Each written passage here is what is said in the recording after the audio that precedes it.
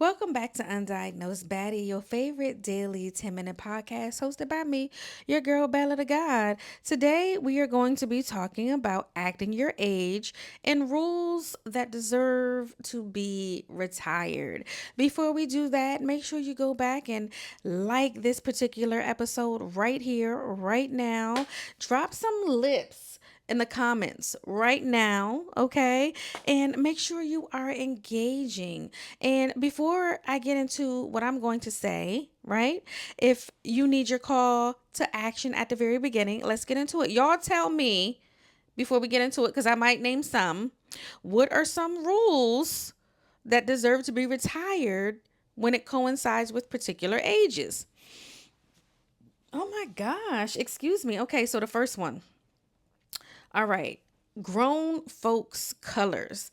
This gets a little bit tricky, y'all, right? So a lot of elders think that you have to mute yourself when it comes to furnishing your home and designing your home, and you're not allowed to wear loud colors, and wear your natural the hair color that you were born with, right? The hue. And it's just like, what are we doing? Why do we have to be boring? Why do we have to be minimalist, right? Why, when I say minimalist, I mean nothing. The whites, the beiges, the creams. Why are we such minimalists when it comes to colors after you reach a certain age?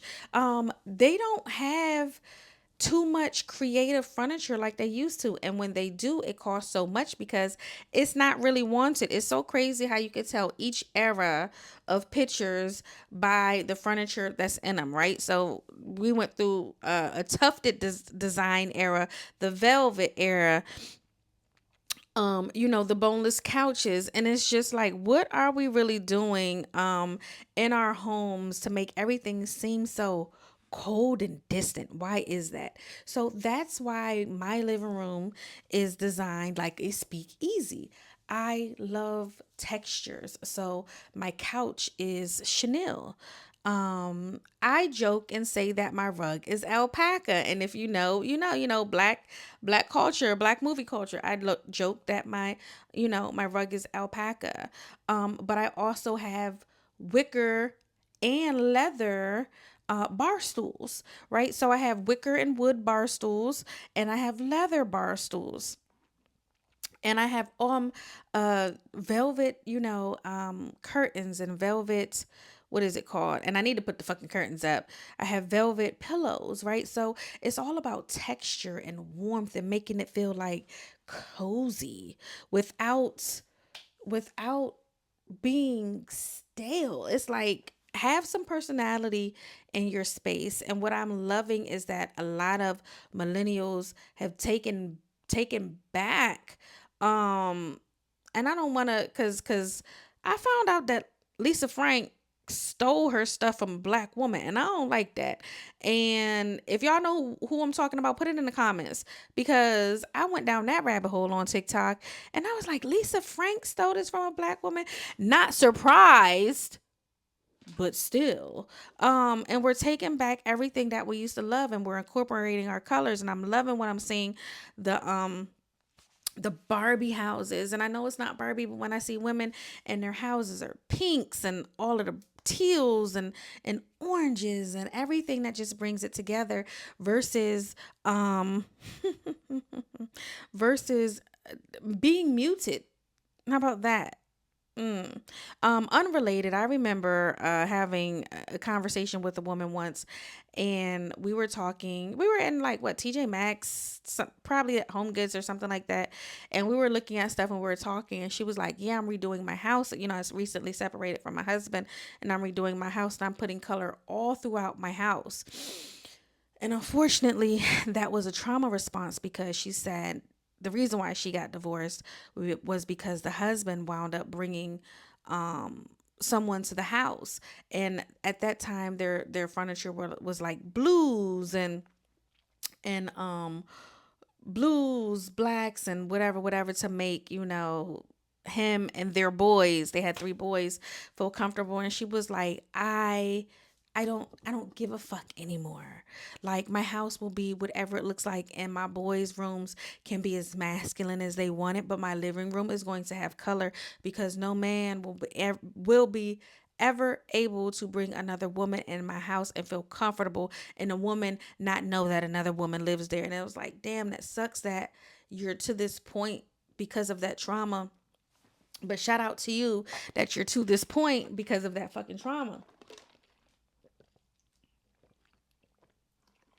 Excuse me, hot girls run on Duncan. um, but yeah, okay, moving on to the next point. Okay. Again, we're talking about acting your age, rules that deserve to be retired. Settling down by the time you're 30. You do not need to have your, forever person by 30. We are dying so much later now, and it's just like, don't feel like if you don't have somebody by 30, you're never going to find someone. I feel like that's about the age where you should really start looking, not really start looking, but that's when you should start looking if that's what you want. Not at 18, not at 19, because you change so much from 18 to 28. You don't know who you are during those years. You're basically a baby all over again. You're a baby adult. And who you are at 18 is not who you are at 21, 26, 35. So once I think that you hit 30, you really start to get into the groove of who you are, and knowing yourself, and knowing the things that you like and knowing the things that you don't like, creating boundaries and a happy and healthy life for yourself. So don't feel the pressure to find your life partner from 18 to 28. I don't think that that's good, right? Oh my goodness, dressing age appropriate. I joke about this all the time, and I wanted to joke about this in the store the other day, and as I started to say it, I seen a little black woman wearing exactly what the fuck I was supposed to talk about. Now, I was talking about my mama. Shout out to her. Shout out to her, because I was like, our aunts and, a lot of older women thought that they had to dress a particular way because they hit a certain age. They were in y'all remember Ashley Stewart? They were in is Ashley Stewart even around anymore? I'm not sure. But they were in Ashley Stewart, really trying, being baddies, fully covered, and not to say that they had to go outside like this, but if any of our aunts were to go outside like this, it would, oh, what do you have on? Oh my God, it's not age appropriate. They were wearing like Hawaiian shirts, literally khakis that were capris, right? And that was what was age appropriate at that time.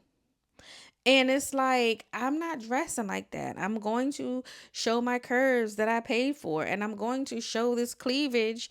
And I'm going to wear this G string. And I'm going to wear my pleasers outside. And I'm going to, because the fuck I can. And I feel is because I don't age myself. I don't feel like I have to age myself. I don't age myself, right? When you say, oh, I'm 42, I have to act 42. I can't do this anymore. I have to wear my hair this way. I can't show up like this and I can't do that. You can be the fucking baddie you want to be, as long it is um not age appropriate, but situation appropriate. Of course, I'm not wearing a sports bra and some leggings to my kids' school, to an award ceremony, to a graduation, right? So it's always still situation appropriate, but that doesn't mean I have to dress quote unquote age appropriate. Because what the fuck does a 42-year-old even dress like anyway? They don't even have like Forever 21 or tween stores. They have like Justice, and then it's like Zara. There's nothing in between. Like, and then as you go older, it's either like Zara or Ashley Stewart. Where the fuck am I supposed to dress? What am I supposed to say? My time is running out. The next one, um, playing.